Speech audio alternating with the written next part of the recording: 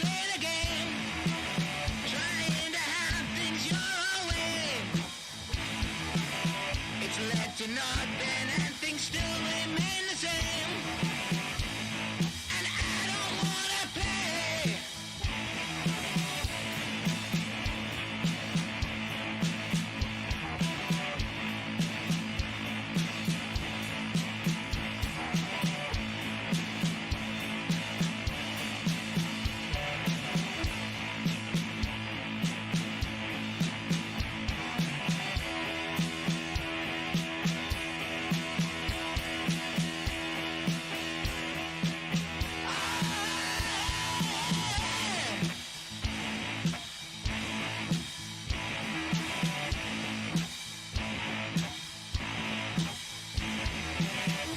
So you see that this is not the way to be, and the time has come to choose.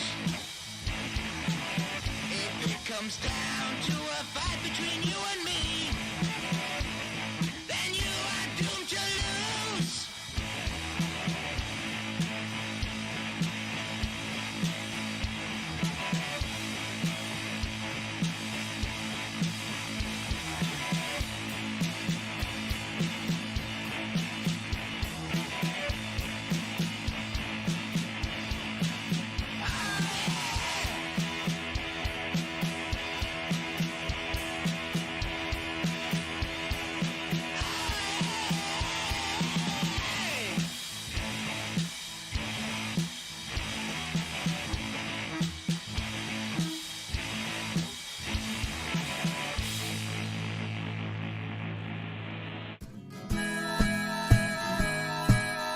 Keep the red flag flying here.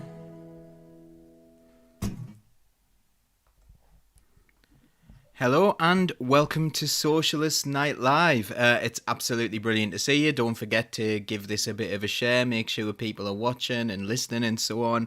We do like it when people are getting involved. Tonight we are joined by a few of our guests. Some of you will recognise. We've got Kat Cray. Say hello, Kat. We'll do a proper introduction in a second. Hello. Flown in at the last minute here, so brilliant, and thanks for coming. Jane Strange as well. Hi everyone. And we've also got Lewis Baker, who is joining us for the first time, who we're really, really pleased that we've got. We're going to, basically the show's quite based around Lewis's experiences. We're going to be telling you all about that in a few minutes. But what we'll do is a brief introduction from yourself, please, Lewis, and then we'll get a little bit more into the bones of it. But so tell people a little bit about yourself. Okay, so I'm Lewis Baker, one of the first McDonald's strikers in the UK. First McDonald's strikers, one of the first organisers in McDonald's to organise that strike. We went on strike for £10 an hour and then to 0-hour contracts and for union recognition. And just by organising, we really started to win. So hopefully can tell you all a bit more about that later. Yeah, we're really excited to hear about that as well, because you don't really, when you think about strikes, you think about like kind of big, large unions and stuff, but really it's down to people who work in a place, and that's where things get exciting, and that's where for us socialism really lives. It's really at those grassroots levels. So Kat, again, like let's do a little introduction to you as well for those people who haven't met you before, but I'm sure a lot of people have. Yeah, so my name's Kat Cray. I'm a member of the RMT union, and I'm a tube worker.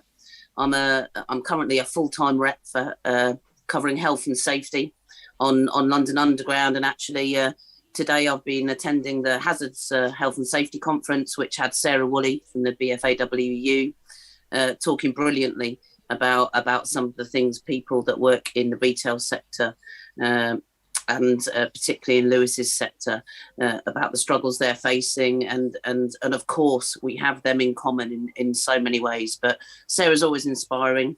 She's one of very few female general secretaries, and I'm a big fan of the BFAWU. Absolutely brilliant. Thanks, Kat. And Jane, you've done something really silly before you've come on, haven't you? You like, tell people what you've just done. So I thought it would be a good idea to watch I, Daniel Blake just before the show, which is why I'm a little bit red around the eyes, because I'd forgotten just how soul destroying it really is. But it's a brilliant film, so do watch it, but not before you're about to go on camera. Yeah, it's probably a mistake with hindsight, but you know, it is inspirational, isn't it? You've just got to let it settle in for a few hours and so on. Thanks to all the comments that are coming in. Hello there, everyone who is there. People are very excited about someone called Nipple Crusher 87. So hello, Nipple Crusher 87 on Twitch there. Always good to hear hear an interesting name going there. So yeah, nice to have you all in the chat, and let's see some interaction. If you want to ask any questions, we do see those. We do act like you are the other guest. So the people who are commenting on the show, you're the other guest here, you're the other panelist, so you are inspirational to us, and you are also part of the show. So as you can see, your comments come up there.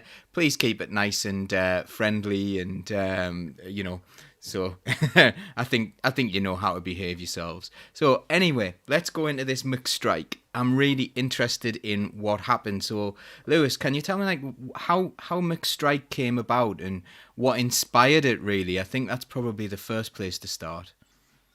Okay, so as well, for me, basically, I started working in McDonald's like alongside while I was studying.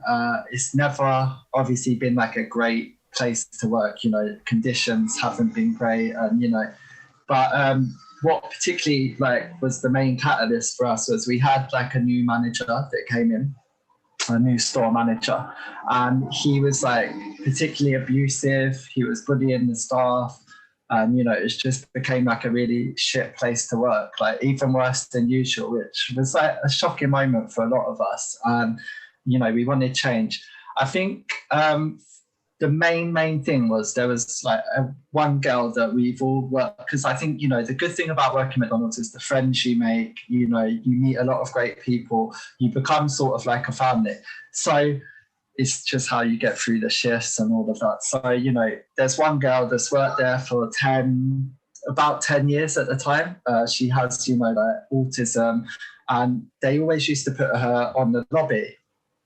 And, you know, like, I don't know if you've been to McDonald's like on Friday night or in an evening, you know, a lot of teenagers come there, and, you know, it gets a bit, you know, hectic to say the least. So I think, you know, they were like bullying this girl called Amy. They were bullying her, and, you know, she became quite overwhelmed with it all. And she swore at one of the teenagers who was like abusing her. So the store manager found out about this because one of the customers complained that, you know, a member of staff was swearing. So he took her into the office, shut the door with just him and a manager and this girl on her own. So she was scared, you know, upset, crying. He took like a bit of paper from the printer, like put it on the table and told her what to write. What she was writing was her resignation. But she didn't know that at the time. And obviously there was no one there like to help her. She was crying, she was upset. And I think, you know, that really for me was the time when I was like, no, like this can't carry on. Like it was so rubbish working there, you know, a lot of people being bullied. But when this was happening to, you know, someone that had worked for the company for 10 years, she was being bullied by the customers. Where was the support? So, you know, for me, I just started talking to colleagues. You know, I became a member of the Bakers Union. There was already another girl who was a member of the Bakers Union. We started talking, and I think, you know, we just went round. I went round to all my friends, to all my colleagues that I work with, telling them like, do you want to change what's going on right now? And they all wanted to change. Like, you know, we all wanted change. So it was just about emphasizing that by coming together collectively, we could make a difference. So, you know, this manager that was bullying people, you know, we wanted to highlight that to head office. You know, we signed up a few members to the union. You know, it's growing. So I think, you know, this manager, he just got worse and worse. So we filed, I think, between us about 18 separate grievances against this manager of like bullying, harassment, the way he's treating staff. And McDonald's even though they weren't, they said that it was a collective grievance, which they ignore collective grievances. They don't accept collective ones. But they were 18 separate ones. So they just ignored them all. They didn't care. They said it was a store issue. We had to sort it out in the store. So, you know, the next step, we went back to the Bakers Union. We're like, look, we've done this. We've put about 16, 17 grievances here. Nothing's changing. It's getting worse. What can we do? So, you know, we organised some more, got some more members on board, and, you know, speaking with, you know, Sarah and Ian, you know, the president and general secretary of Bakers Union, and Ronnie at the time, they said, you know, we've got to organise a strike. It's the only way we're going to change things. So, you know, the funny thing was we sent out the ballots for the strikes. As we notified McDonald's about our intentions, you know, of the ballots and everything, the ballot process, they responded to everyone's grievance the same week, just like before the ballots arrived, because they were trying to sway the vote. So obviously it was too little too late. You know, I think if I remember correctly, it was in 2017, so I don't remember the numbers exactly, but, you know, we got like a 96% yes vote to go out on strike. So it's just 2 branches to begin with. We just wanted to change. We really wanted to end 0-hour contracts. We wanted to end youth rates, because at the time 16-year-olds were getting paid like £4 something to do exactly the same job, which, you know, in our view is discrimination. They're doing exactly the same job. They're being paid a lot less. We wanted union recognition.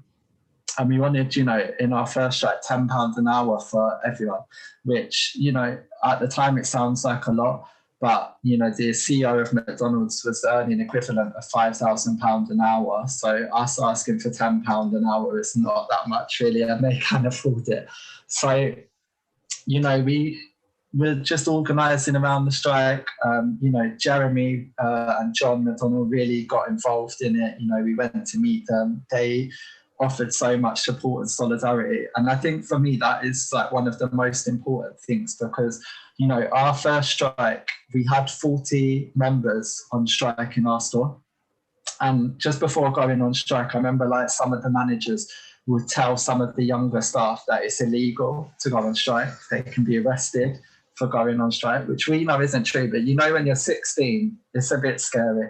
So, you know, having the support of the Labour Party, the wider Labour movement, it just inspired so many of us to actually take that action. And on that day, you know, we thought, you know, we had in the back of our mind, what if the managers are right? What if it's 40 of us out on that picket line against this massive corporation? But the day of the strike was like so overwhelming. There was like 200 people there, like all from different unions, from the Labour Party. It's just amazing to see like the amount of solidarity that we had. And, you know, I think that's when McDonald's and the CEO and the management thought like, oh shit, like what have we started? Because, you know, we had that so much support from the whole of the Labour movement at the time, which was amazing to see. You know, us 40 workers, it wasn't just us 40 workers, it was, you know, all of us against them. You know, if you treat one of us that way, you treat us all that way. And, you know, I think it really, when we went back to work, you know, we saw things change. You know, the managers stopped bullying. The bullying manager that forced the girl to resign got fired because of the strike. You know, like we won the highest pay rise that we've ever been given in McDonald's. You know, so we really did start winning. We won like an end to 0-hour contracts. Like they introduced guaranteed hour contracts. They still weren't great. You know, we still need to fight them. They're still not great, but, you know, we started to win. And I think once I've been on strike 4 times now in McDonald's with the Bakers Union. And I think taking that action the first time, you know, just builds the momentum, and it builds so much. You know, it just shows people that you can make change yourselves. Like, you know, by coming together as workers, we shifted the balance of power back to the workers. And McDonald's hated it. They hate the union. You know, they banned us even from having pens with the Bakers Union logo on it, because they didn't want anyone talking about it at all. They hated it. There was so much union busting tactics. You know, they wouldn't let us talk about it at work because, you know, it's not a recognised union. They wouldn't let us talk about it. They would segregate people. So, you know, there's like a particular, like when you're on window one, like taking the customers orders, you're on your own. They would put like key union people there, like on their shift for their whole shift for 9 hours, just so they were on their own. So they couldn't talk to anyone else. So we couldn't organise on our shift. But it didn't stop us. Like I said, I've been on strike 4 times now. It's grown every time. We've got more and more members, more and more branches involved. But I think the most shocking thing is, for me, is, I think the third strike that it was, we had stores in Manchester and stores up north getting involved. But just the stories that we all have were exactly the same. Bullying managers that have sexually harassed staff, managers that have assaulted staff, the injuries members of staff have sustained at work, from the hot oil, from the hot grills, stuff like that. Just the scars that people have got, the stories are the same. And even there was a global day of fast food action strikes, from the guys in America across the world in McDonald's taking action as well. And it's just amazing that the stories we've got are all so similar. And I think, that's shocking. So when McDonald's say, they've got good people practices, they've got good HR, they care about their employees, it's simply not true. And if they cared about us, then they would accept the Bakers Union as a union and start listening to some of our demands. So yeah, I think that pretty much sums it up. There's obviously a lot more to say, but I won't go into it much more, but that's pretty much it and how it all got started. That's a pretty amazing story, and it shows the power of solidarity as well, and the power of backing one another up. And it's worrying as well that there's things there that I recognise, from teaching as well. It's like you talked about bullying management and sexual harassment and things like that, and it's like I've had managers touch my leg and things like that, which is a bit weird, and and told them not to, and then all of a sudden falling out of favour. But we'll not go into that at the moment. But but like these things happen all over the place, and there's a culture of mismanagement, I think, that goes, and I think it really is quite deeply embedded in management culture. Like I've heard of this being taught as a management style, bullying being taught as a management style, like in the early noughties. I definitely heard this was being taught on the head teacher training courses in teaching. So I'm in NASUWT and I've taken strike action myself as well, and I know how it's not easy, and we'll get to that later. I'm going to talk about this is not the easy option. I think everyone thinks that you're on holiday when you're on strike, and it's not. There are a lot of hoops to jump through, but I'll go through that in a little bit because I'm interested. Jane, do you have any experience striking or with kind of the things that Lewis has talked about there? No, not striking. Actually, I used to work in McDonald's, but it was a lot of years ago now, and I don't have any memories of any particularly bad experiences I had there. Although it probably, I think I was very young, and I think my standards were pretty low in terms of what my expectations were from an employer. But I worked in a budget high street clothing shop who's much bigger now than they were then. And at the time I was still very young, and I remember it was mostly very young people working there, and I think we were contracted to work until the shop closed, but they literally used to lock the shop doors when the shop closed, and we just had to stay for an hour, 2 hours, I don't know, however long the whim of the manager was, before they would let us leave the building, and we'd just have to clean the store. That was pretty out of order, really. And I'm thinking now we probably should have got together and done something about it, but we all just kind of thought, well, this is a bit rubbish, but what can we do? So listening to Lewis speak, that's really inspirational, and that's brilliant what you've done, and I'm so glad. It's really important. People shouldn't be treated like that. It's just wrong. And for a company like McDonald's, these big corporations thinking it's okay to staff on a 0-hour contract basis, they're not some struggling small business who doesn't know how much activity they're going to have. They know they're going to have a full store, a full restaurant every night, all week. There's a minimum level of staffing they definitely need. So to treat their staff in that way is just completely inexcusable. There's no justification whatsoever. So that's brilliant. Well done. And Kat, you'll probably have some direct experience of strike action. Are the things that are ringing bells about what Lewis is saying that maybe all workers feel at different times? Yes, I mean 100%. I've been on strike multiple times over the last 15 years. And picket lines aren't neat little things as you sort of, you watch movies about things like that, and it's a neat little line in front of a factory. And if, when you're withdrawing your labour, for example, or our work on the tube, it's a messy thing. We're arranging our picket lines on first book-ons, and I'd imagine, our first book-ons on the tube are like 4:30 in the morning.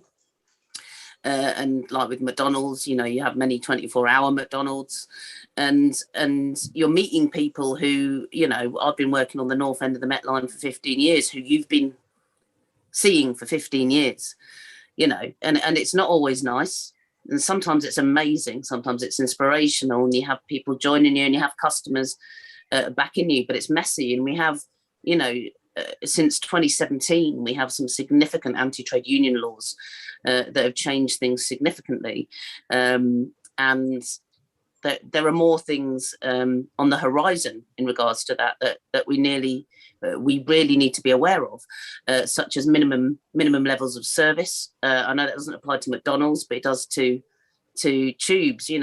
It's to hear Lewis tell me about young people taking strike action inspires me. We need more of you, Lewis. We also need to be aware of minimum wage laws, which don't afford the same rate to young people under 21.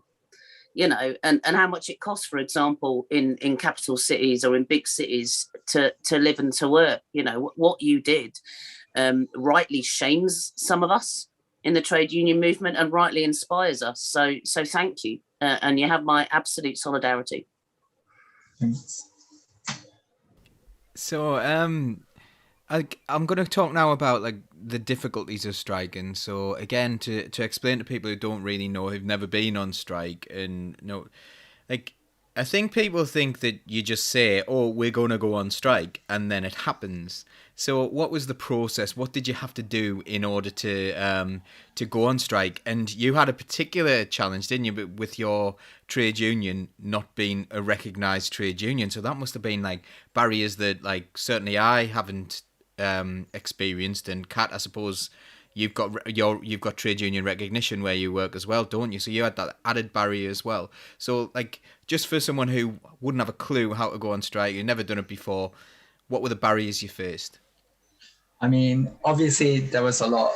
Like I spoke about earlier, the managers really adopted some really bad union busting tactics. I think that was one of the biggest barriers was that, I remember this manager, I don't know, he had a thing for locking people in his office. We had an organizer meeting one day in the local town hall in Crayford. The next day, one of the people that he knew attended that, because obviously we don't have to give the names of the members of the union.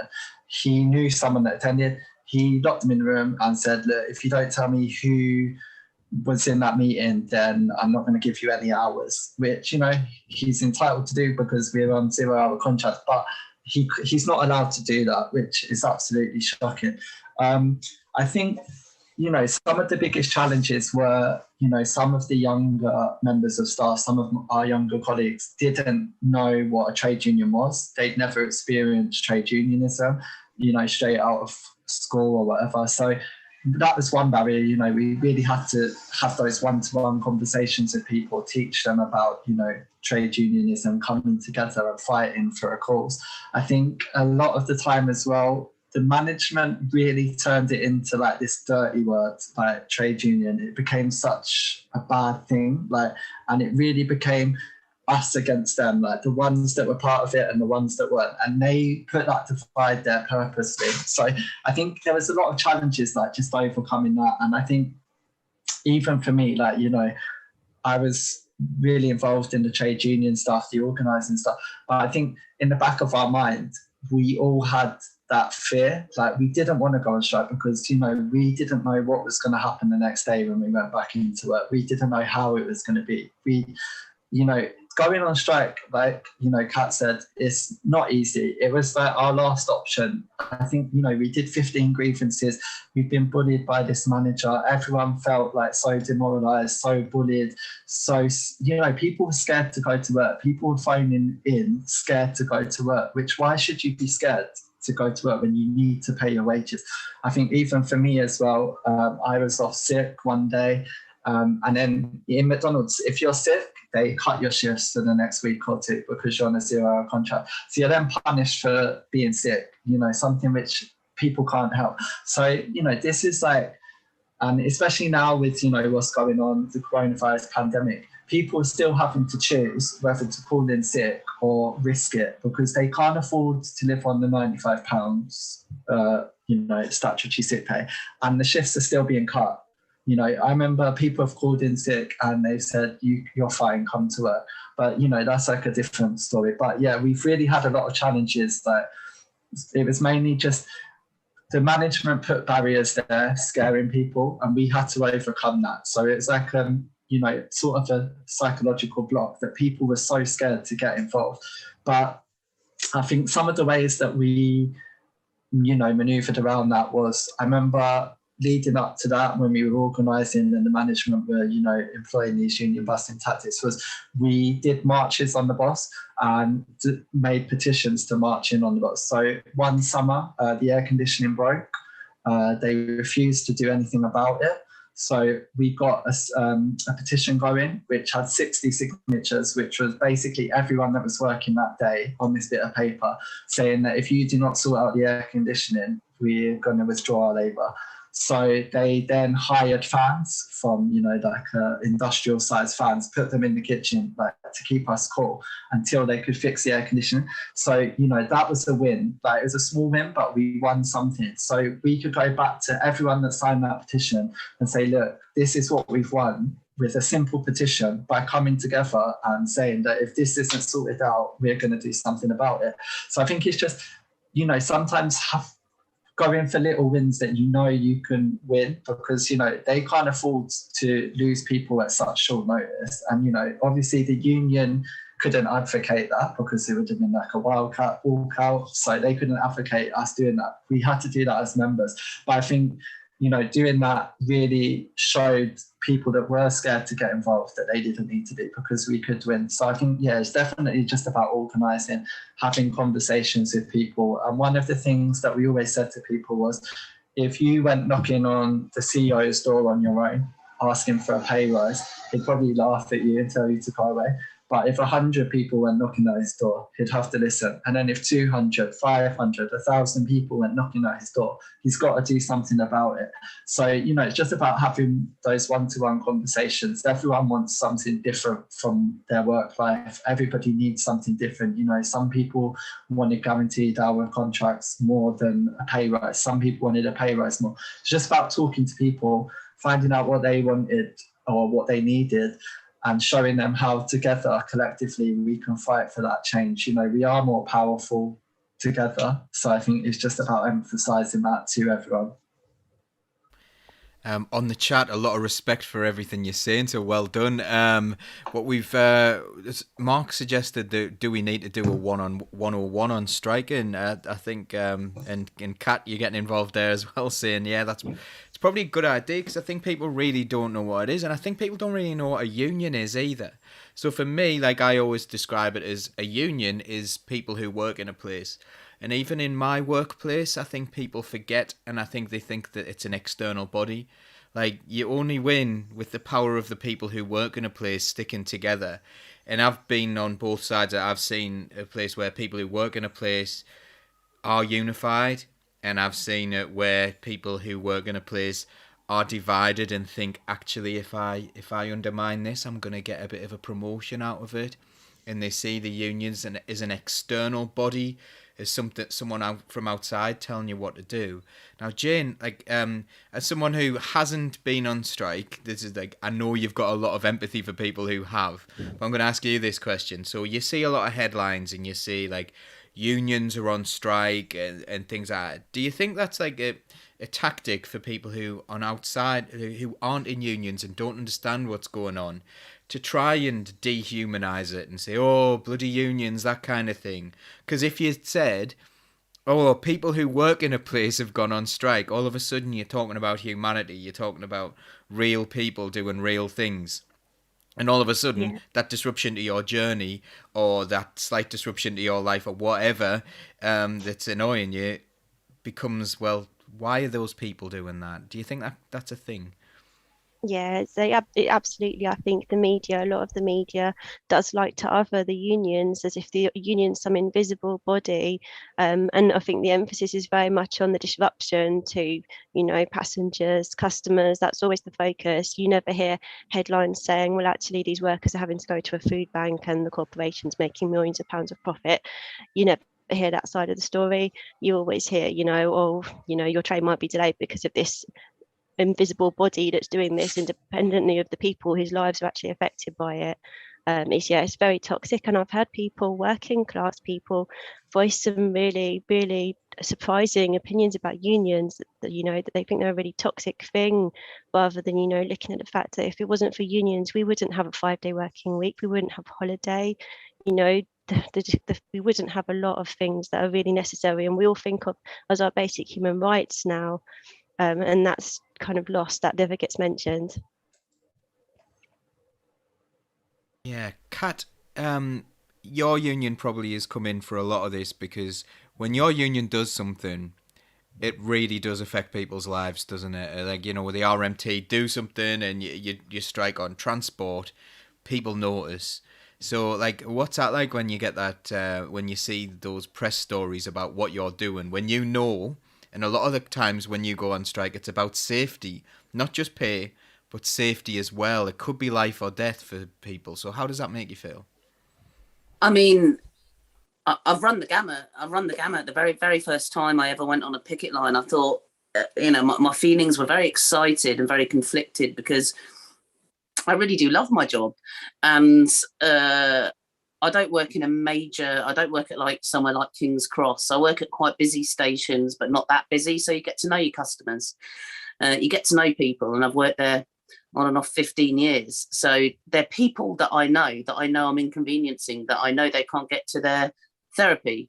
I know they can't get to school. I know they can't get to their shift. I know that their boss is rubbish and is going to punish them for being late.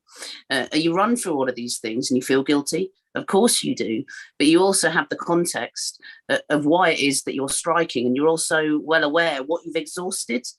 And that's when you hear a lot of, and they've been to ACAS all day and this has happened. But when you're in a branch, you go to your branch, you speak to your activist, you speak to your branch secretary, and you get direct reports back from ACAS. It's really eye-opening what happens. And sometimes absolutely nothing happens, but they stretch nothing out all day. People that I know. And sometimes magnificent progress is made and compromises happen, difficult ones. It's not easy, this process of negotiation. But all of that is still embodied. All of that is going on. And then you stood on a picket line at 4:30 in the morning, and 3 hours later when you're knackered, you're still stood on that picket line, face to face with someone that you really care about, who you see go through your station every day and get to work. And sometimes they hand you a box of chocolates and give you a hug, and sometimes they tell you to F off, and that's difficult. And I know a lot of railway workers, I know a lot of engineers who will finish their shifts at McDonald's, Lewis. We have a lot in common. We do. That Liverpool Street, the McDonald's at Liverpool Street's infamous for finishing a night shift. It's a difficult thing. It's a complex thing. It's not some complex thing as in you've got to pass an exam to understand it, but you've got to live it to understand it. You've got to take part, speak to people, just like Lewis was saying. You rang up Sarah, you rang up the BFAW, what are my rights, what's this? And sometimes the answers aren't black and white. London Underground, we're about to take strike action next week, our train drivers, and that's gone through a process of ACAS right until Friday evening, and then they're back again Monday morning. So I honestly don't know what's going to happen by the end of Monday. It's an ever-changing thing, and it's politicized, and we have the Evening Standards spouting all sorts about us. I joined the RMT around the time that Bob Crow's favourite saying, he was a Millwall fan, was "No one likes us, we don't care." But you do learn to get thick skin, but that doesn't mean we aren't compassionate. It doesn't mean it isn't difficult. We care, and the reason that we're taking those actions that are difficult, that do impact people's lives, is not because we're selfish. It's because we're defending our rights, and people before us got the things that we have, and it is only right that we fight for those that come after us. And that's especially important when it comes to things like pensions, which is very much on the horizon. Back to like the fact of how difficult it is to strike. I think there's some things that people don't realise about, like what you have to do as an employee and as a union. So you've got a ballot, and you've got to hit a certain threshold, and the employer gets quite a period of notice before they do that. Now, I've been involved before in a strike where the employer kept on saying they would do things. And they would say, they were just in the build-up, a couple of days before the strike, they would say, right, we're going to do what we're going to, because we're only asking for really reasonable things. Like we were asking the head teacher to follow our contract, rather than do things way above and beyond our contract, and, really unreasonable management as well, like in which someone actually died. So the really, really important stuff. But they would say, well, I'm going to I'm going to do what you've asked, and you'd call off the strike, and then they'd hear you call off the strike and say, no, I'm not. I'm not going to do that. I'm not going to do that. And we had a head teacher who agreed that they would have someone mentor them, a different head teacher mentor them, because they had claimed to be grossly incompetent. That's what they came into the meeting saying, their trade union, grossly incompetent. I don't know what I'm doing. Please take mercy on me. I'm going to be mentored by the thing, and then by this other guy. So we're like, okay, we'll call off the strike action.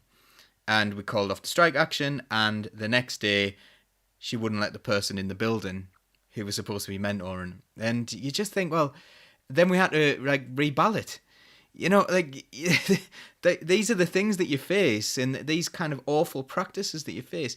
It isn't easy. So, I guess I'm asking everyone here, have you ever faced anything like that, where, a manager's, they kind of made some promises and then got, actually, no, I'm not going to bother? Feel free to come in, anyone. Yeah, 100 times, absolutely, and it's the nature of negotiation. I was just before jumping on this call, I was reading the latest update about our potential strike action train operators. I'm station staff, so I wasn't balloted, so therefore I wouldn't be legally covered if I refused to cross a picket line, which is also worth knowing.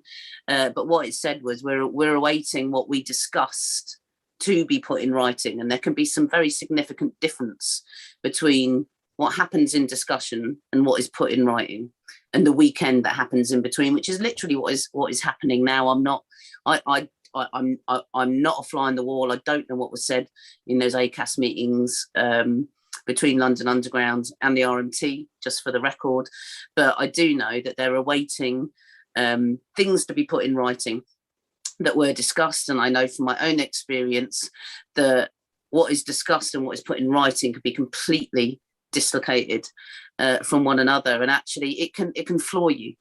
It can floor you. The first 2 or 3 times that I think that happened to me, it really does just drain all of your emotional energy, because you think, how can someone be so? How can they do that? I was there. I could hear. I saw their eye contact. I heard the words that they used. And then it turns into this. And actually, the press release that they gave to the Evening Standard says this. It's horrifying. It's traumatic. And you learn it. You learn that that's a process. You learn that that's a tactic, and you get stronger from it. And you have support. It's hard. Like with what Lewis has said. He had his managers isolating people so they couldn't talk to other people, and there's a clue, my friend, about how powerful those young people were, how powerful those young people were in McDonald's, that if you've got a manager putting you on a shift to stop you speaking from people, you're heading in the right direction, and they can't stop you, and they won't. Just like with your air conditioning, you might not be the recognised union, but you do have health and safety legislation that does afford you protection, and you used it, and you did a petition, and they reacted, at cost. I know how much those mobile units cost. We use them when our AC units fail on London Underground. They're not cheap. That that would have cost them a significant amount of money, and that's not because they felt bad. That's because you put pressure on them and you made them, and that's what that experience is like. Thanks, Kat. I've got a comment here from Neil Terry. He was saying when Northern were on strike over DOO, I think I got the bus to the picket lines for the same reason, because Mark had said like he's done things to avoid picket lines and won't cross a picket line. I'm going to talk about that in a little while actually, because there's some interesting history here. He says he didn't want to be a scab. Now, I've heard people really react badly to the word scab. And I always think, well, if you don't want to be called a scab, don't be a scab. Like, that's where I'm coming from on this one. So, Jane, what do you think of the word scab? For me, it's one of the lowest of the low kind of things, and it's something I wouldn't use lightly. But, what do you think? It's not a nice word. I don't think it's a word I've ever used, but I'm very privileged to have never had to be in a situation where I've had to have taken part in a strike, because obviously it's not something you do lightly. Anyone who, like you say, anyone taking part in a strike, it really is a last resort. And the fear must always be there that you might not have a job to come back to at the end of it. And most of us aren't working for fun. That's a big deal. So but I mean, I imagine it must be such a hard decision for someone to make, to take part, because it's putting everything on the line. But then on the other side of that, if you don't, you're still putting everything on the line, just in a different way. So but yeah, it's not a nice word, but it's not a nice thing really to undermine a strike. But yeah, really difficult choices for people. And like I say, I'm so lucky I've never been in that position. I've had to make those choices. Lewis, what to you is a scab, and did anyone scab on your strikes? I mean, well, yeah, all the managers were like, they're hourly paid, so as well. So there is the salaried ones, but the hourly paid managers, if we had won, they would have won as well, because we couldn't be getting £10 an hour and then we still get £9 an hour, so they would have won as well. But like I said, they really turned it into us versus them. I mean, I think for me, I know what you're saying is completely true, about the scab thing. And I think for me, in my experience, we were quite lucky in our picket lines, especially the first one, because I think people, they just they didn't know who was on strike McDonald's essentially. So some people just used it as an excuse to stay at home all day. Some people just didn't go to work. I think the first one, we were quite lucky, but, some people did still go to work, but I don't blame them, because it was some of the younger people who had been scared by the management. We were saying you don't have to, but I remember even the day before our strike, the store manager sent a letter to everyone, hand delivered a letter to everyone saying, you don't have to go on strike. You won't be paid to go on strike. It was just reinforcing the idea that it's not going to change much, that you won't be paid, you don't have to. They even wrote in the letter something like, if you feel scared to come into work, we'll come out and escort you in. So it's sort of making the union and us that are on strike, they're colleagues, we're all colleagues, we all worked together yesterday and the day after we'll all be working together. But in this letter, they painted it in a light that the union was this scary thing that, like, if you're scared to come into work, we'll come out and escort you, or we can meet you at the bus stop or the train station if you call the stop. Like, what is that? Like, do you know what I mean? Like, we're colleagues, we work together. Why are they sending out letters like that? But it's because it's the fear mongering and the union busting. So I think for some of it was very few people that actually went into work, but for the ones that did, you know, I can understand to a certain extent, because they were scared, you know, 0-hour contracts. They thought, you know, they weren't going to have a job if they went on it. Management had told them you could be arrested for it and stuff like that. So some of them were genuinely scared. But McDonald's were also quite clever in the subsequent strikes, like the second, third and fourth one, because they sort of knew who was in the union then. And on the day of the strike, they wouldn't give us a shift. So then they could, in their press release, say, oh, it's only, like, imagine if I was scheduled, they could say, oh, it's just one member of staff on strike today. When in reality, that's not true. We would have like 40, 50, 100 members on strike. But they would say, oh, it's only one working member of staff that's actually on strike. So it downplays the whole action as well. And, you know, most of the media were quite good, but, you know, you had some, which I won't say their names, that are pretty right wing, and they would literally say, they would print those stories like, oh, McDonald's has responded saying it's just one member of staff, which, okay, technically it's one member of staff who should have been on shift, but it's not one employee of McDonald's. So I think, again, that just shows how little McDonald's think of their employees. Because I'm not scheduled, I don't mean anything to you. So, you know what I mean? I just think, you know, they know what they're doing. They're very clever, and they wanted to do everything to scare people into taking action. And it was just very much where the education about what trade unionism comes into play, because especially a lot of the younger people, they were scared to go on strike. Yeah, I think there's a difference as well. Like we were talking about people like Scabbing, and that's people who are deliberately and knowingly undermining. I think there's a big difference between someone who's scared and goes in and doesn't understand and isn't actually involved and hasn't been balloted. You know, that's a completely different thing to someone who actually is deliberately trying to undermine the aims of what a collective group has decided to do, of which they were part. And I think that's, for me, that's what a scab is, like someone who is deliberately trying to undermine their friends and colleagues and the outcomes that they've been fully consulted on, and a lot of times like voted for as well. You know, and I've seen that happen in the past. It's interesting that you mentioned as well about that, like the way it's spun in the media and stuff. So like a strike that I've been on in the past was spun as being there's only one union and there are 4 unions in school, but like there was kind of the others. I think there were 3 members in the other unions, in the other 4 unions that they recognised.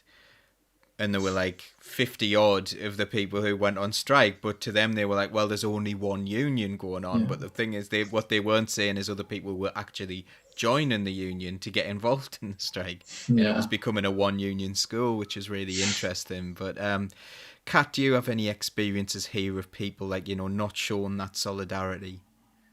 Yeah, I mean, the RMT, we had a case, I think it was 2014, 2015, in which we had a branch secretary called Mark Harding accused of calling a manager a scab for crossing a picket line, and he was taken to court and he was threatened with jail under the Trade Union and Labour and Relations Act, you know. So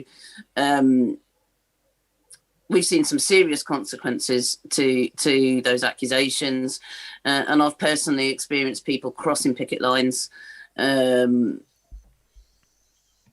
have been really difficult situations, and have developed since then to a much healthier place.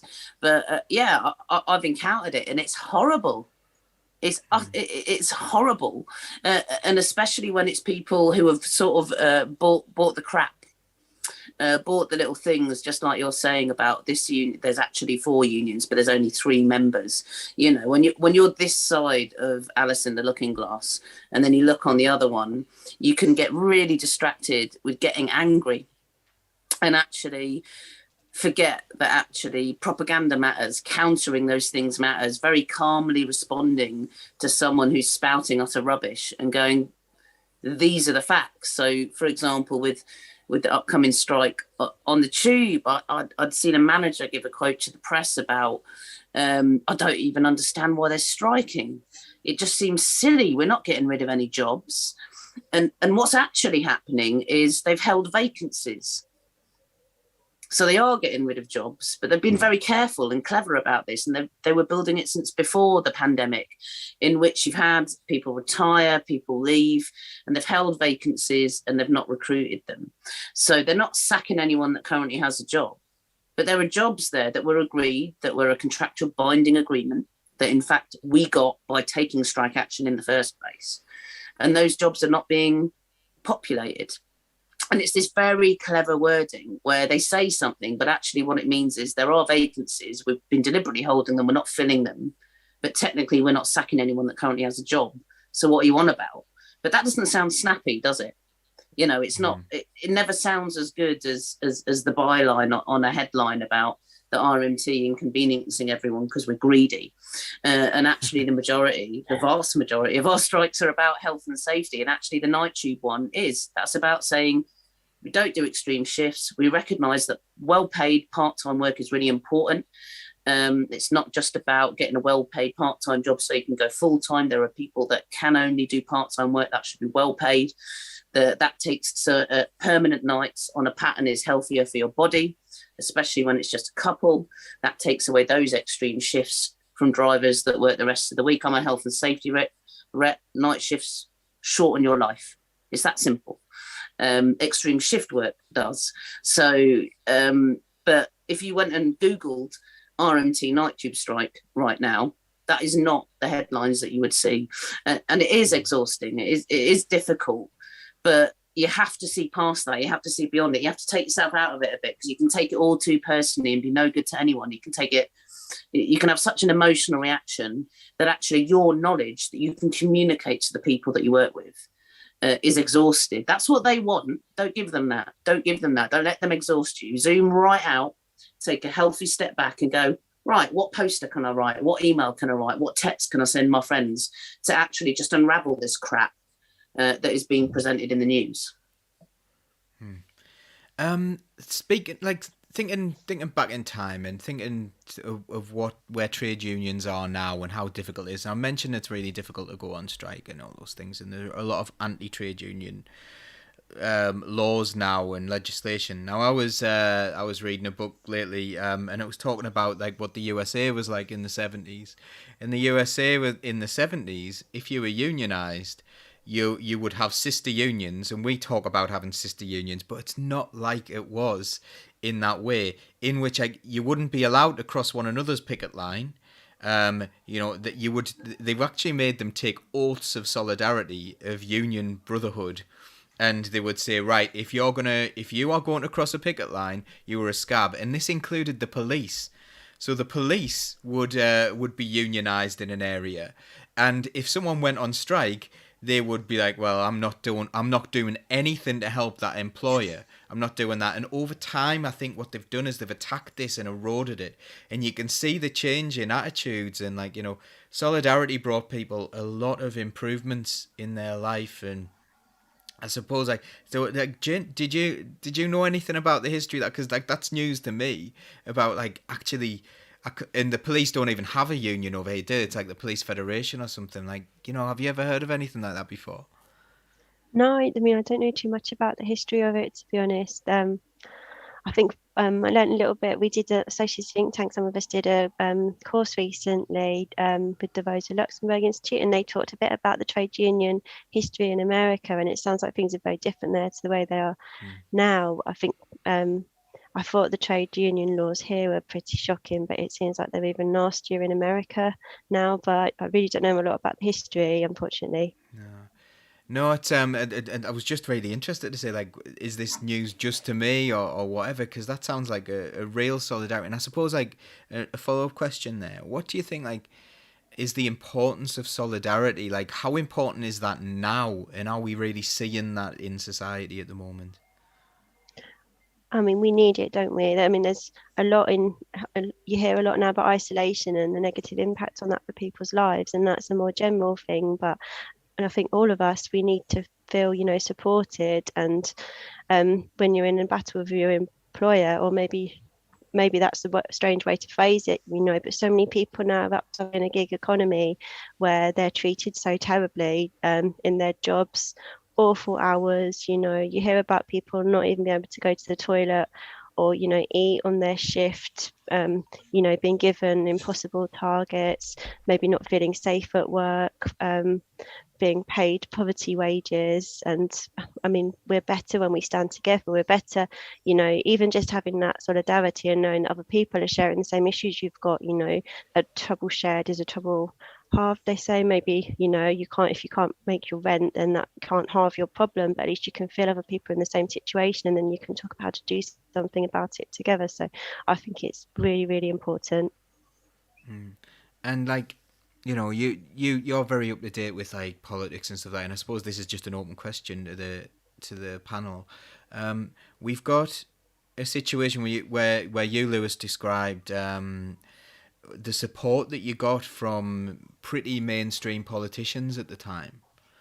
Now, you know, and you would expect, I suppose, that a political party that was founded by the trade unions would know that it's very, very difficult to go on strike, and you know, you don't take strike action lightly. You lose pay, you put your job at risk, as you were saying, like with the people on 0 hours contracts that you were talking about as well, not getting shifts and things like that. They really were putting their jobs at massive, massive risk. And it must have been nice to get some real political solidarity. Did you find that at the time? Did that give you a boost when, like, I suppose high profile figures turned up at your picket lines and made public statements? What was the impact of that? I think, yeah, like for me, like first of all, like solidarity is like one of the most important tools that we have, like as workers and as the working class. Like I think sometimes it's just a word, but we actually need to put it into action. We need to support people however we can, you know, whether that's on social media, like using hashtags, going to picket lines, boycotting, like whatever you can do, just support the people that are asking you to support them. And it's so easy to do.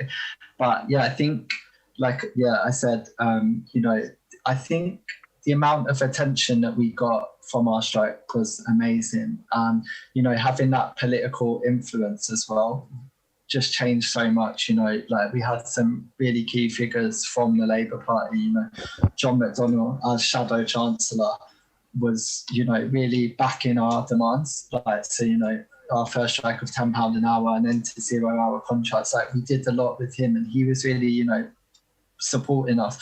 Jeremy, I think, you know, most of the Labour front bench at the time was supporting our strike, which is amazing. And, you know, even like the first strike, it got like so much media attention. But after that, I think it helped build up the momentum as well, you know, like, so we, you know, I think Jeremy tweeted about the strike that got, you know, like thousands of retweets.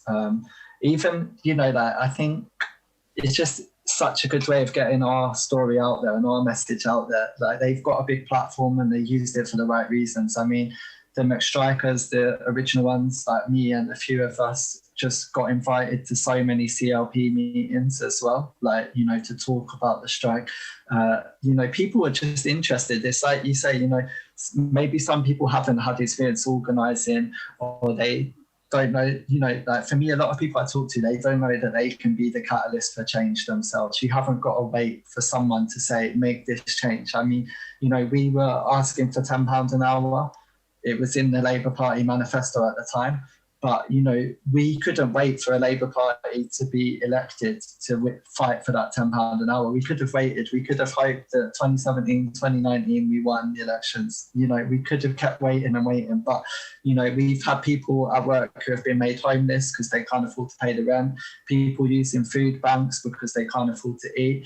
So we can't wait. We have to make that change ourselves, and we have to go and fight for it as workers, and we have to organise in our workplaces to make that change. You know, it's amazing having the parliamentary support, and it is amazing to be put on that platform by some MPs. But, you know, I think the workers that are willing to go on strike, the workers that are organising in any workplace, they're the real heroes of the movement. They're the ones that are making the change. And I think having, support in Parliament is great, but we've got to keep organising in our workplaces with or without the support. And eventually, all parties will come round to it. If I think, there's like 6 million trade union members in the UK, roughly. So I think, if we were all organising in our workplaces and all demanding collectively things, like an end to 0-hour contracts, better employment conditions, it doesn't matter what party you are, you'd have to start listening. 6 million people is a lot of people. And, once people see you all making that change, they'd want to get involved as well, because, we still need to even increase trade union numbers and start organising. And I think, yeah, definitely, it's been great having the support, but even with or without it, we'll continue to organise and continue to grow. Yeah, it's really interesting what you're saying there about like political parties coming around to it, all political parties. I'm not quite sure whether they will come around to it, but they should, because economically it actually makes sense. And I think what we need to do as well is we need to educate people around what a trade union is, but also around the economics of it. So what do they think you're going to do with your extra pay? So the choice is, do McDonald's make an extra profit, which is shared out to shareholders, which they might do a stock buyback, which no one understands, but that'll mean like the stocks go up in value and then they can make more money out of themselves. And then eventually, something will go wrong and there'll be a big bubble burst or whatever. But what would be, and that money will disappear off and go to the Cayman Islands or something. What do they think you're going to do as a worker with that money? What are you going to do? You're going to pay your rent because you have to. And you know what? If you've got a little bit spare, you might spend a little bit at a local business, go to a cafe, or actually, heaven forbid, have a nice little time every now and then and go out and enjoy yourself or have a holiday or those kind of things. That is what workers spend their money on. And I think we need to get that idea out into the public domain that when people are paid more, that means more money in your community. That means more money. If you're a small business owner in the local, you want people to be getting paid more, because if other people are being paid more, they're more likely to spend money where you are rather than this money being offshored. I'm going to pick on you, Cap, because you aren't in a political party. You don't have an allegiance here. Do you think our politicians in any party, I suppose, maybe we'll discount the people that Lewis mentioned, because I think they've advocated that way, the former Shadow Chancellor would definitely have had that position, more money to people means more money in your economy. It actually makes financial sense. Do you think that there's any chance of the current crop of politicians understanding that or even caring about that? I think currently the ideology stuck in all of their mouths is obstructing them from doing so. I don't think it's impossible. I don't think it's impossible at all. I think it's reachable. But I think that their taskmasters seem to be so important to them that they've forgotten the particular reality, which is, if you increase my wage, I'm going to spend it or I'm going to save it, and that saving will eventually be spent. And that's something that is sensible and good for our economy, as opposed to having an ideological battle over keeping someone at minimum wage. And, let's talk about care home workers for a minute, and the wages that they've on, and they've been on pretty consistently, and actually what they have done and what we've learned. I myself have learned more about care workers over the last year and a half during this pandemic. I've been pretty ignorant of the facts, and we look at what someone is paid, and it's easy to say, and we mean it, they should be paid £1 million a year, because of what they do and what they give, and but actually working out the economics of it isn't. So I'm rubbish at maths. I've always struggled with it. But to understand basic economics, you can be rubbish at maths. I am rubbish at maths. It's okay. You can do it. There are reasons people want to put you off understanding things that you really, really can. But to draw back to the question you asked, no, Paul, I don't. But I do think, like I said, like I began, it's ideology stuck in their mouths. They just got to remove that, put something else there. It's not some 5 mile long wall we've got to break down. They have to change something. And if they don't change something, we have to make them. It's that simple.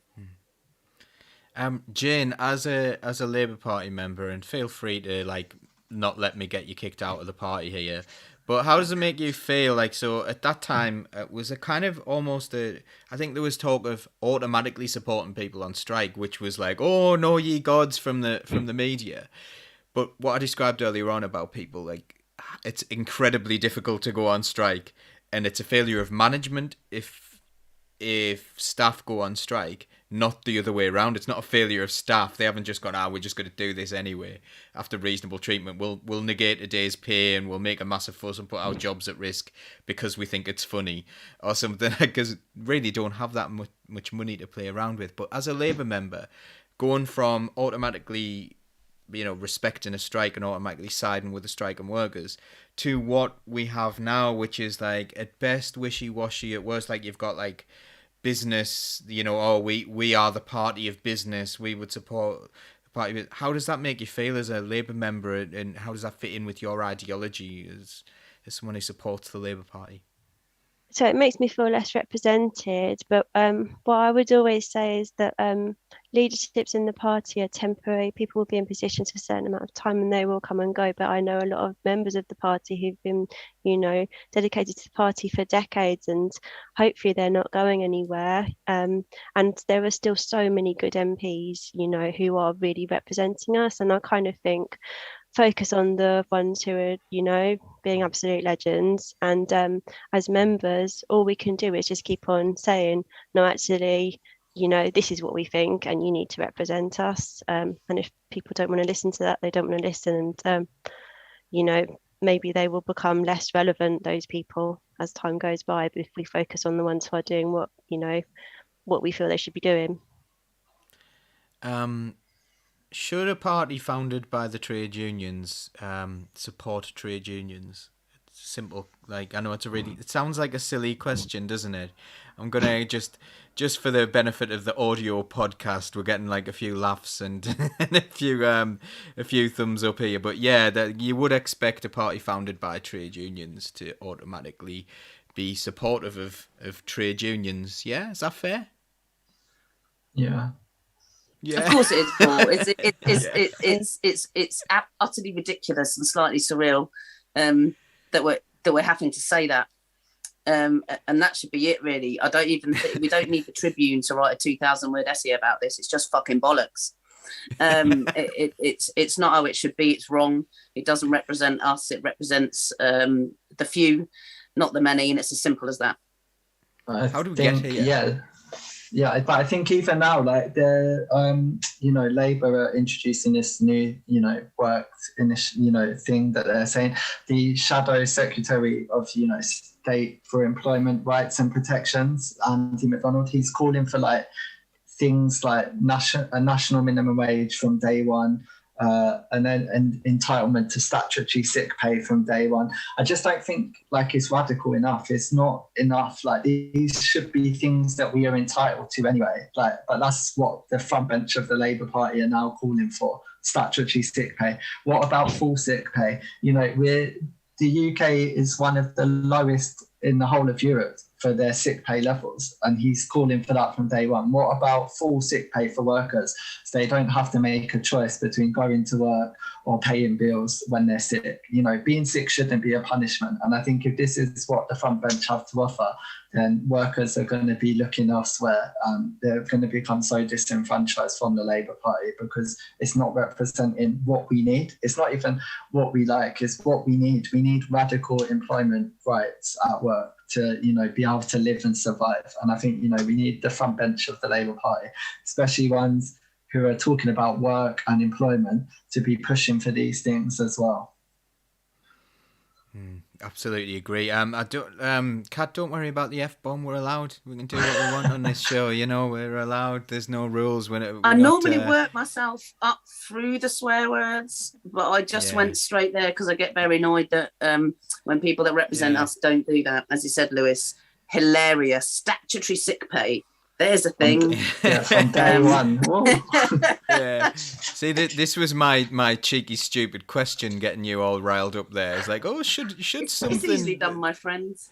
Should this basically obvious thing? It should. Oh dear me. Anyway, yeah. So how did we get here then? How did we get to the position where, like, do you think the Labour Party have just been listening to the media? Is there something else going on? You know, like, why is it that something that should be so obvious? This has been a slow isn't grower. obvious? This is neoliberal politics. This is worshipping the god of the free market back to Blair. This is trickle down, the magical solution that never quite happened. I remember it would have been the late 90s. The Big Issue had a front cover, and I had it up on my notice board. I've never forgotten it. It's over 20 years old, and it was just George Bush taking a piss on the planet, and his piss dripping down the planet. And the headline said "trickle down," and there's the trickle down theory. It never happened. It's myth, and for some reason or other, capitalism's really clever. It's really clever, and it's quite successful. And there are a significant amount of people that are made very wealthy from it, and that's it really. And that's about all you need to know to be a socialist, is that you don't like that and you don't think that that's fair. And you look at money breeding money and money breeding think tanks and economic lobbyists and all of these things. It's really great to see some more exposés on the donors to the Tory party that are property developers, for example, and then look at the people, the communities like Grenfell and other people who are facing insurmountable debt. And you look at people that donate money to the Tory party that are billionaires. You know, this system is pretty rotten. It's no surprise. It's not new. And I think, you know, the current Labour Party is unfortunately an iteration of that. I don't believe it's unrescuable. I don't believe it's irretrievable. I'm not a member. I don't want to be in its current state. And I didn't when Corbyn was in power, for the record, as much as I'm a big fan of Jeremy Corbyn. But it's not that I have no hope. It's that I'm very cautious, and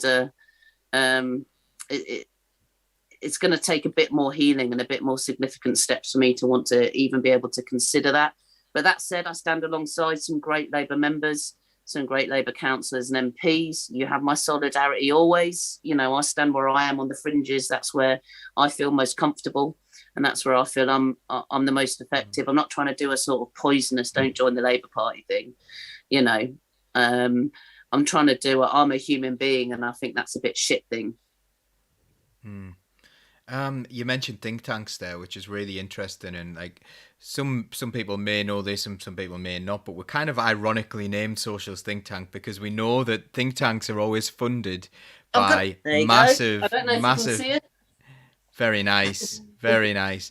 But so like socialists think that's the idea, because there really aren't, like, there's some left-leaning think tanks, but they're all funded somewhere. And there's always, like, the people who are behind the think tank will always fund that. And you talk about all these huge ones. I think actually there are anti-union think tanks, and they're designed to, like, kind of put across this point of view, and that's what we're and they've always got really oppose. clever names that make them sound legitimate, and then you spend 5 minutes looking up at the internet and you're like, oh, they're dickheads. Yeah, it's honestly, man, the idea of some of them as well and how they're funded with all, like, do you know, like, if you've got a trust fund in America, if you want to, like, and this can happen here as well, if you wanted to make sure that your children inherited something without paying any money, let's say you wanted to put 100 million, you put it in a trust, and the idea of that is you don't pay tax on that money, but you do agree to pay the interest on that for a certain period of time into a non-profit or not a non-profit organization. You can then set up a non-profit organization like a think tank, which might come out with policy suggestions that you're paying into, and that might say we don't want you to pay tax, and unions are bad, and all these stupid things that they come up with. And people need to be aware of this system about, like, what, you know, what's going on here. I've gone off on a tangent here, but anyway, that's no, that's you're bang on. You know what? We should do a show about think tanks sometimes. It's they're really relevant things, and they're basically paid to come up with a really clever way that you wouldn't notice that says unions are shit, and it won't sound like that, and it won't say it, but you'll read a thing and you'll go, oh, they're insidious. They're insidious. We've had some quite interesting comments today, haven't we, Jane, on Socialist Think Tank's page of the people have called us Nazis today because of National Socialists. It's like, I always say is it Martin Niemöller, that poem, first they came for the socialists and I did not speak out because I was not a socialist. That's very interesting that they think the Nazis were socialists, but also that's true. I've heard them quoted as well. But like, and this ideology that people have put out, it's got really deep, hasn't it, Jane? It seems to be like people really seem to believe that like socialism is this awful thing and it's really nasty and where do you think that comes from, this money, or is this coming from somewhere else? Or I think there's definitely an element of these, really innocent, impartially named organisations, which actually, when you look into it, who's, behind them, they couldn't be less impartial or innocent in their intentions. But I think I feel like there's like a constant encouragement for us not to go into things too deeply, not to think things through, just look at little snappy free word phrases and headlines and don't think about it what it means. And so I think a lot of people think socialism is a scary word, and if you ask them what it means, presumably they think it's something incredibly different to what I think it means. I'm not even sure if you ask them, if they would know what they think it means. And like the word Marxism has been bandied around the last few years, and I can imagine that if you ask most people what Marxism is, they wouldn't have a clue. I saw someone list a name of oppressive dictators a little while ago on one of the comments on the Socialist Think Tank post, and they included Karl Marx. And I was interested to know what country they thought he was a dictator over, because as far as I know, he's a philosopher who just thought the workers shouldn't be taken advantage of by capitalist employers. So there's some really weird ideas out there, and just not enough thought behind discussing what these words actually mean. It's a scary word, but what do you think it means? And maybe we've got different opinions about that, and maybe we should talk about it. Lewis, have you got any experiences of talking about this with the people you've been on strike with? Do you get into these political discussions, or is it just like, no, this is about us, this is about what we're doing at the moment, this is the here and now? I think, for me, like, especially like in McDonald's, and when we are organising, the political party that people are members of or who they support as leader or whatever just doesn't come into it that much. Like, it's about what we want to change at work. So, maybe some people in the strike were in the Labour Party, some have never been on like members of the party at all, some don't vote, some do, you know what I mean? Like, it's all different political makeups, and I think sometimes it is important to focus on that. But I remember, like, obviously in the McDonald's strike and the McStrike campaign, we've got people from all different political parties and people who are not political at all. They just want to change their working life for the better. So it's like quite funny, because we did have like a rally before one of our strikes, which John McDonnell came to, just to speak and say what he would do as Shadow Chancellor. And I remember the Sun called like us Marxist strikers, backed by John McDonnell, but some of the workers weren't like, they weren't political at all. They were just there because we were talking about by what we could change at work. And it was a rally about, those things, £10 an hour and then to 0-hour contracts. So I think the media really don't help with the terminology they use, because they just put whatever they want, clickbait, people click on it and they think, oh, those McDonald's strikers are all Marxist, and but it's just simply not true. So I just think, the media really don't help, and it just paints everything in a bad way, because I think, people don't always understand like the difference between, what Marxism, socialism, being left wing, like they don't understand all these terminologies, and they've been painted in a bad way by the media lately. So I think, it's just about trying to change people's opinion. It's quite telling as well that they got called Marxist for doing it, because I suppose in a way it is, at its core, it is a socialist thing to do, go on strike, because you're looking after one another. That's the whole point of it, isn't it? You're showing one another solidarity.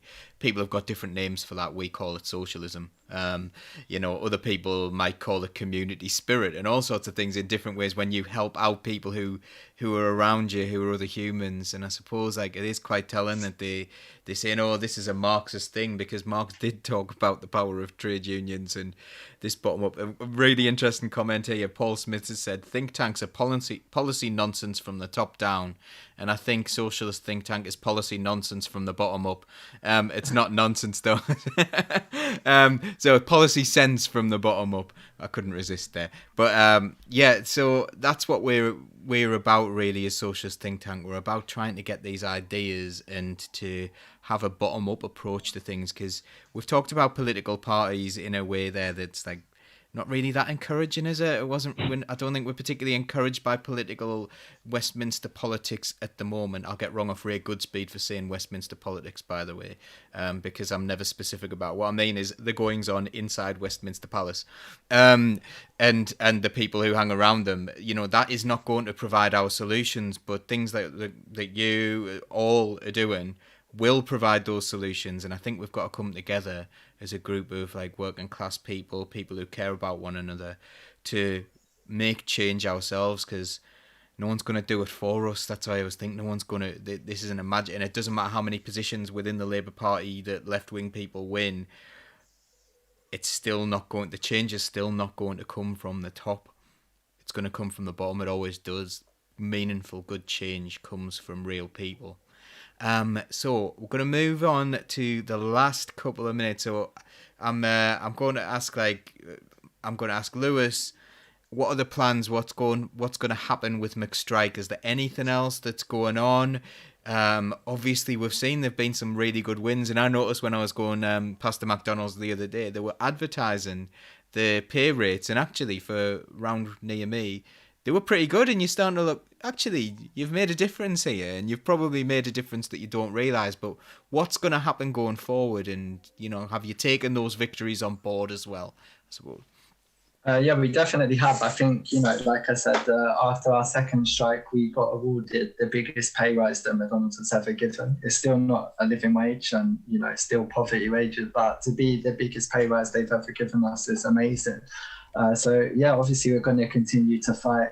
I think, they've also taken away the youth pay rates for, I think now, if I remember correctly, it's just an under 21 rate and an over 21 rate. So, they've scrapped the 16 to 18-year-old, which still not great, but, it's a stepping stone.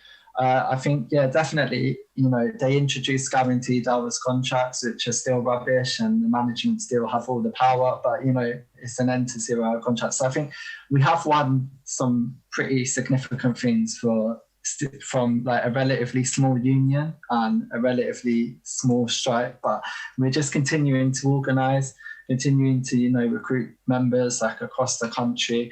I think, with the pandemic, it hasn't been as easy to organise, but, we're really focusing on health and safety now. There's big campaigns for ventilation inside restaurants, just making sure workers are aware of their rights, like health and safety rights at work, the PPE, all stuff like that. So I think there's a big push on that, which, we've had a lot of calls from members and colleagues who, are scared to go to work because of all what's going on. So I think we've just, as union and reps, we've just been providing like a very supporting role at the moment to reassure members. But, now things getting back to normal. I think, I'll be visiting as many branches and sites as possible and starting to organise. And I think, yeah, we definitely need some more action, because from what I've seen in McDonald's lately, things are slipping back into the old ways. We've got those great wins, but, management are still abusive, still cutting people's hours when they can.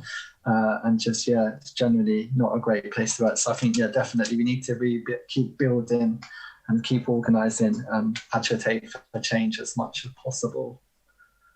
How would someone get involved in that then? So let's say someone happens across this podcast and they go, well, how do we get involved with this? I work at McDonald's, or I work somewhere else maybe. Like, what would you recommend to them? So the first thing I'd recommend is going onto the Bakers Union website, which I think is bfawu.org, and you can sign up there to become a member. If not, just if you don't want to become a member, send an email to Sarah or Ian or one of the regional people on the website. Tell them that you work where you work, McDonald's in the hospitality sector, how you want to make a change, that you want to get involved, and because it's it's not that small, but it's a smaller union.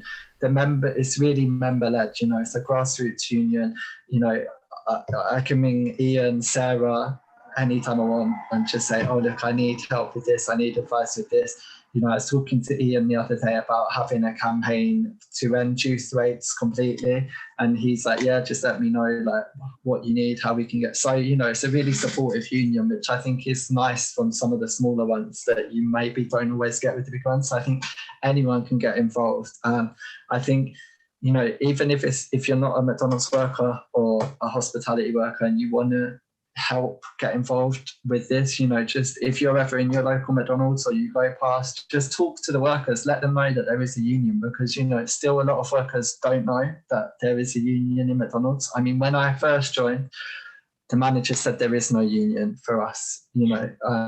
I believed that for such a long time until I came across the Bakers Union. So I think it's just about telling people that there is a union there for them and they should be a member.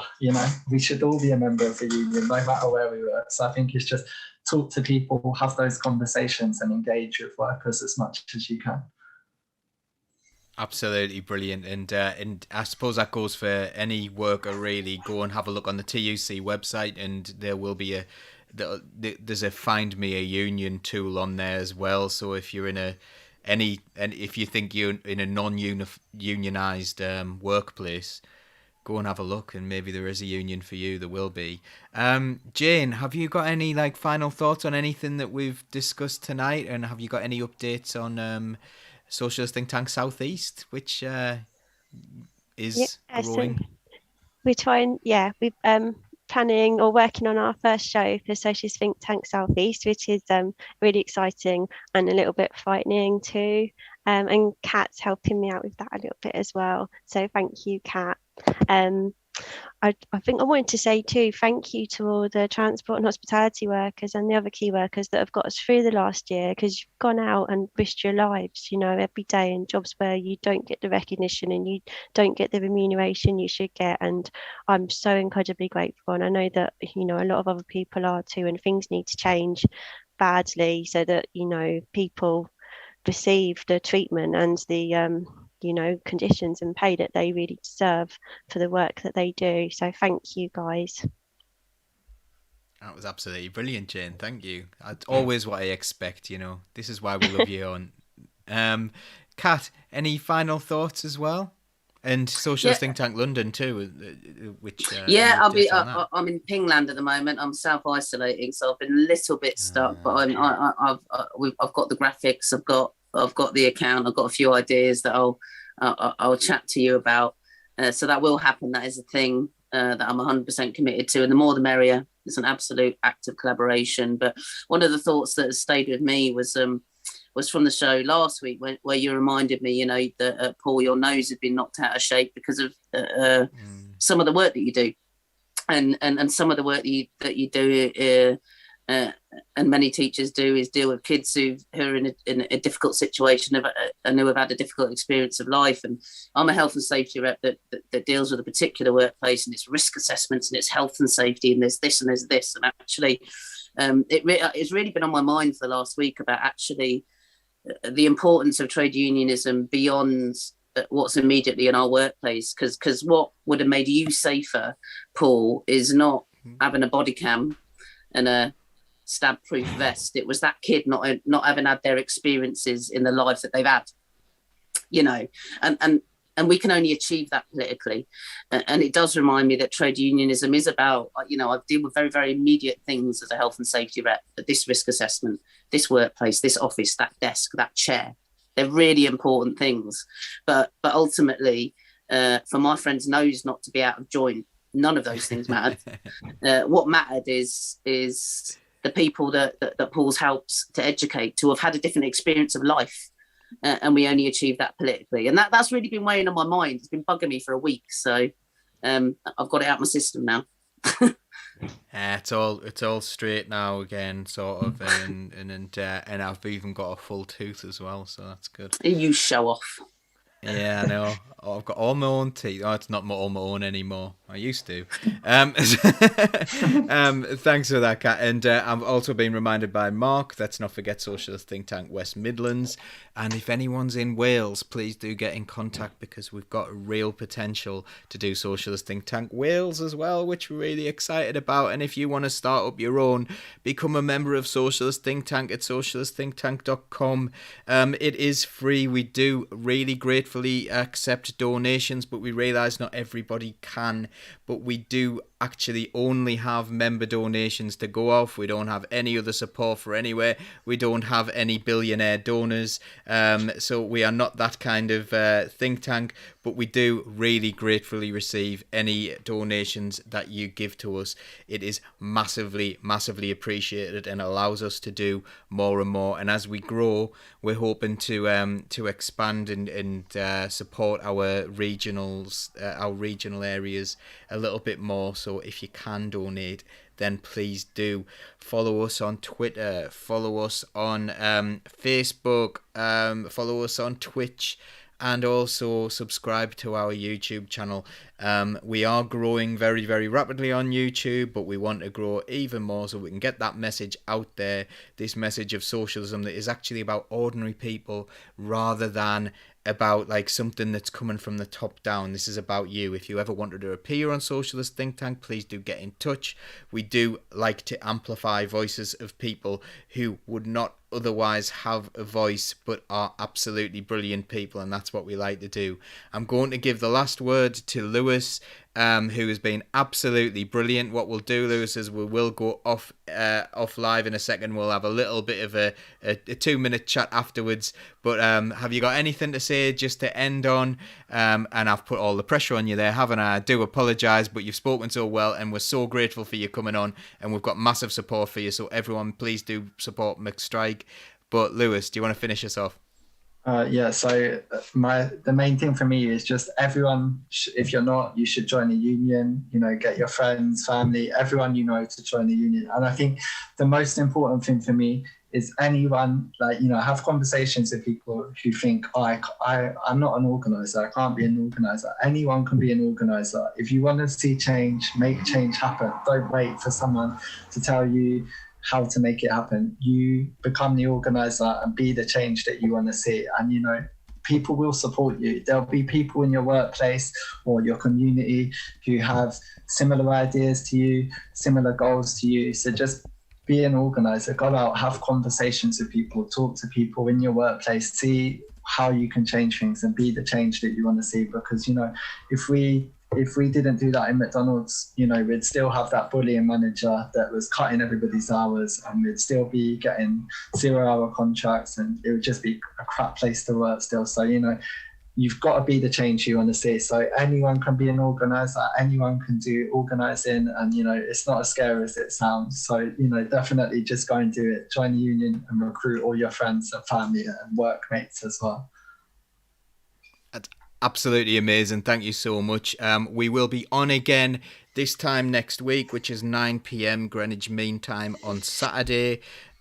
We sometimes do other specials as well. We'll try and update everyone on schedules. So thank you for asking that, Nipple Crusher 87. Again, about our schedule there.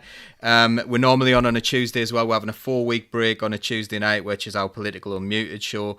We're having a 4 weeks off just because it's in the middle of the holidays and we haven't had one for nearly a year. But there will be other things coming off. What's that? BST, Paul. I'm being told that I've got to say BST. I thought I was saying GMT, Greenwich Mean Time. I don't know. Anyway, right, so we will see you all again, and thank you so much, and please do stay in touch. And I'm getting wrong really for saying BST rather than GMT, or the other way around. Anyway, before I get myself in any more trouble, I will see you all later. Thanks again, and take care of yourselves. the red flag flying.